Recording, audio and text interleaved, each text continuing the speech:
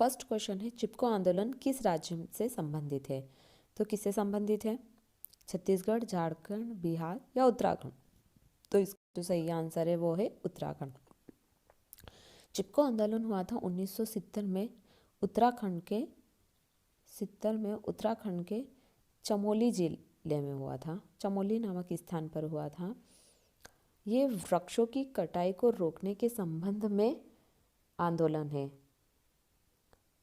और इसके जो प्रमुख प्रेरणादाता थे वो सुंदरलाल बहुगुणा है।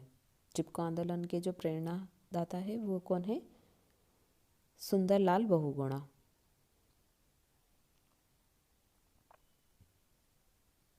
सुंदरलाल बहुगुणा। तो सुंदरलाल बहुगुणा आप इसे नोटेट कर लीजिए। इसके बाद जो सुंदरलाल बहुगुणा है उन्हें वृक्ष मित्र के नाम से भी जाना जाता है। वृक्ष मित्र के नाम से जाना जाता है और पर्यावरण गांधी के नाम से जाना जाता है। ठीक है, पर्यावरण गांधी के नाम से। इसके साथ ही सुंदरलाल बहुगुणा का साथ देने वाले एक और कौन थे?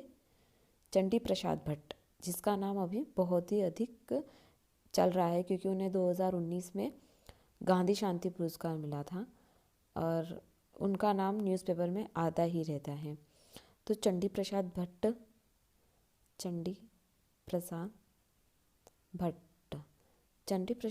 जो है, अगर कभी क्वेश्चन आ जाए कि ये किससे रिलेटेड है तो ये भी पर्यावरणविद है। क्या है? पर्यावरणविद। जो भी पर्यावरण से रिलेटेड काम करते हैं वो सब पर्यावरणविद कहलाएंगे। ठीक है, अब अगले क्वेश्चन की ओर चलते हैं।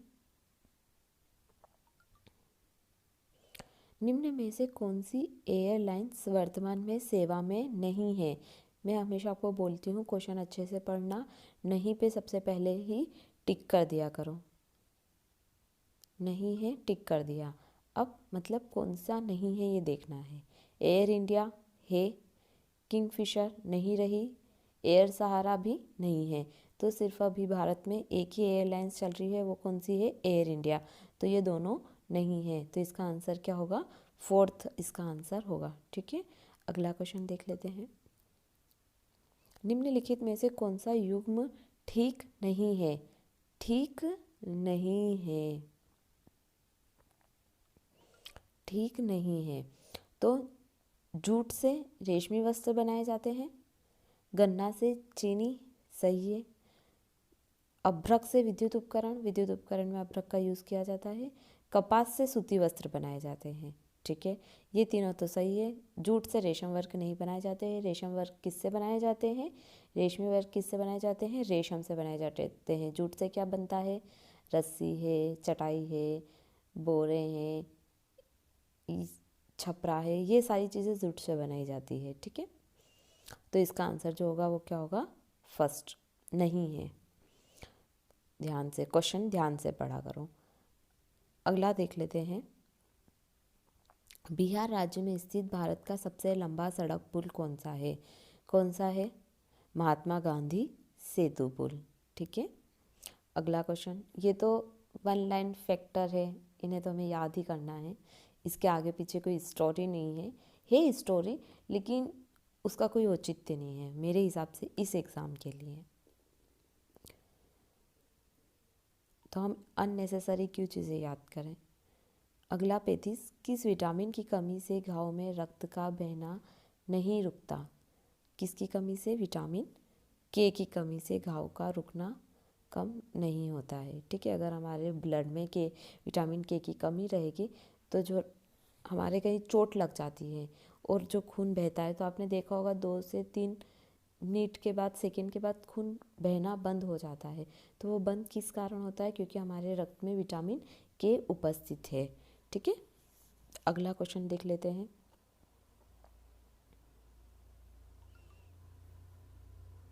चूहों के द्वारा फैलने वाला रोग कौन सा है? चूहों के द्वारा कौन सा रोग फैलता है? प्लेग। ये एक महामारी भी रही है ब्रिटिश काल में। तो इसका जो सही आंसर आएगा वो क्या आएगा? प्लेग आएगा। अगला क्वेश्चन देख लेते हैं। प्राथमिक सामाजिकरण क्या है? अब प्राथमिक सामाजिकरण क्या है? शुरुआती आयु में परिवार एवं मित्रों से सीखना, किशोरावस्था में समाज से सीखना। अब शुरुआती आयु में परिवार और मित्रों से सीखना, तो प्राथमिक सामाजिकरण, व्यक्ति का प्राथमिक सामाजिकरण कहाँ से शुरू होने लग जाता है? एक बच्चे का, एक शिशु का उसकी माँ से, उसके परिवार से और उसके आसपास के लोगों से। तो सबसे पहले उसके क्या बनते हैं? मित्र बनते हैं। आसपास के लोग उसके मित्र बनेंगे और उसके घर पे कौन रहेगा? उसके परिवार के लोग।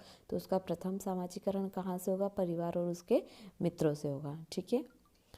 और अगले ऑप्शन भी हम पढ़ लेते हैं। किशोरावस्था में समाज से सीखना, काफ़ी एज पे हो जाएगा तो वो प्राथमिक सामाजिकरण नहीं होगा। प्राथमिक स्तर पर समाज से सीखना, समाज बाद में जुड़ता है, पहले हमसे हमारा परिवार जुड़ता है। एक शिशु होता है, जब बच्चा जन्म लेता है तो उसके परिवार के लोग उसके आसपास जुड़ते हैं, न कि समाज। जब वो बड़ा होता जाता है तब वो समाज के कांटेक्ट में आता है।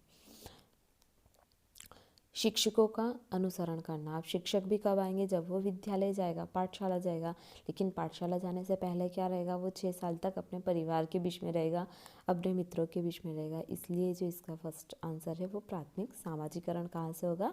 उसके परिवार और मित्रों के द्वारा होगा। तो इसका पहले ऑप्शन नंबर फर्स्ट इसका आंसर होगा। अगला क्वेश्चन देख लेते हैं। निम्न में से कौन सी खरीफ की फसल नहीं है? फिर से क्वेश्चन में नहीं है मतलब नहीं है।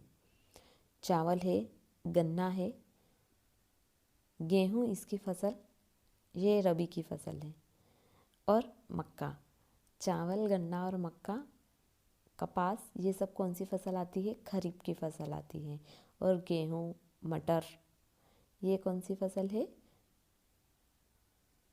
रबी की फसल है। ठीक है, गेहूँ जो है वो रबी की फसल है। ये तो कॉन्सेप्ट है, सबका अपना अपना एक कॉन्सेप्ट होता है और मोस्टली जिसे याद करना ही सही रहता है। तो मैं आपको बता देती हूँ मेरा याद करने का तरीका क्या है। जैसे चावल, गन्ना, मक्का, कपास, जो बड़े बड़े 3-3 वर्ड्स के नाम आएंगे, वो खरीफ, खरीफ भी 3 का है तो उसमें रहेगा लगभग। और गेहूँ और जो ये सब छोटे छोटे हैं, वो रबी, रबी भी छोटा 2 अक्षर का है तो उसमें आता है। मैंने ऐसे याद कर रखा है। अब आप इसको कैसे याद करते हो आपके ऊपर डिपेंड करता है, क्योंकि कॉन्सेप्ट क्लियर रहना चाहिए। याद करने की ट्रिक सबकी अलग होती है। ठीक है, अगला क्वेश्चन देख लेते हैं। निम्नलिखित में से कौन सा पदार्थ बायोगैस संयंत्र में प्रयोग नहीं होता है? बायोगैस संयंत्र में प्रयोग नहीं होता है, इसका हम देख लेते हैं। देखो, सबसे पहले नहीं होता है, ठीक है ना, क्योंकि क्या होता है, फर्स्ट ही ऑप्शन क्या रहता है? होता वाला लिखा रहता है और हम उसी टिक पे टिक करके आगे ऑप्शन नहीं पढ़ते हैं और आगे बढ़ जाते हैं क्वेश्चन पे। ऐसा मेरे साथ बहुत बार हुआ है, इसलिए मैं आपको बता रही हूँ। तो कौन सा पदार्थ बायोगैस संयंत्र में प्रयोग नहीं होता है? तो पशुमल, खनिज तेल, जैव कचरा, मानव मल। अब पशुमल का भी यूज़ किया जाता है, जैव कचरे का भी यूज़ किया जाता है और मानव मल का भी यूज़ होता है।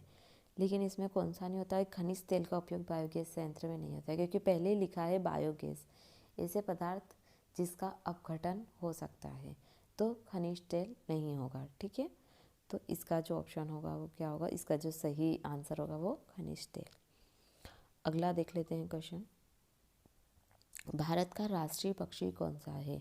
तो भारत का राष्ट्रीय पक्षी सभी को पता है, कौन सा है? सॉरी,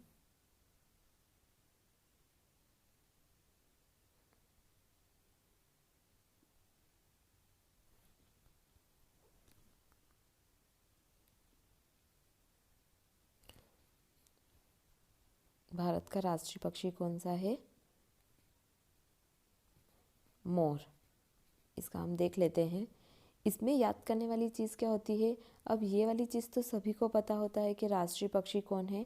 मोर है। लेकिन कुछ और क्वेश्चन आ सकता है, जैसे जैसे इसका वैज्ञानिक नाम क्या है?